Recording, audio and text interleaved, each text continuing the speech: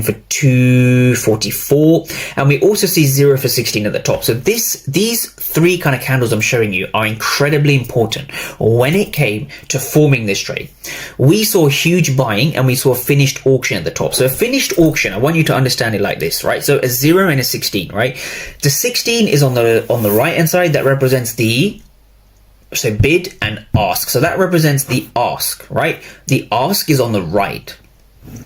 When you see a 0, what that means is that the auction between buyers and sellers, i.e. the bid and the ask, has been wiped out. A 0 means the auction has been wiped out, and therefore that then increases the likelihood of price not returning to that area. That's what you can consider a high probability reversal, right? Not by using liquidity sweeps alone or fair value gaps. It's using the order flow to determine two things, basically. First of all, we see a lot of heavy aggressive sellers and we see a finished auction.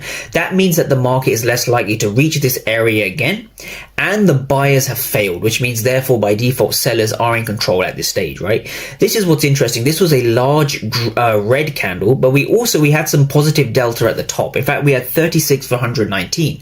Despite having a massive red candle to the downside, buyers were present in the candle. Buyers were aggressive in the candle.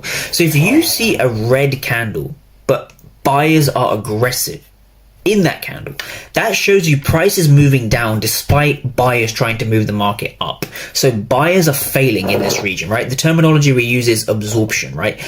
Aggressive buyers are being absorbed by passive sellers, right? We understand passive sellers are sitting in this region.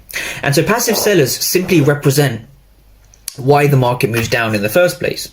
And so when we kind of dive in and we start looking at the entry, again, this entry was just under $300, time of close was just over this level over here. What I want traders to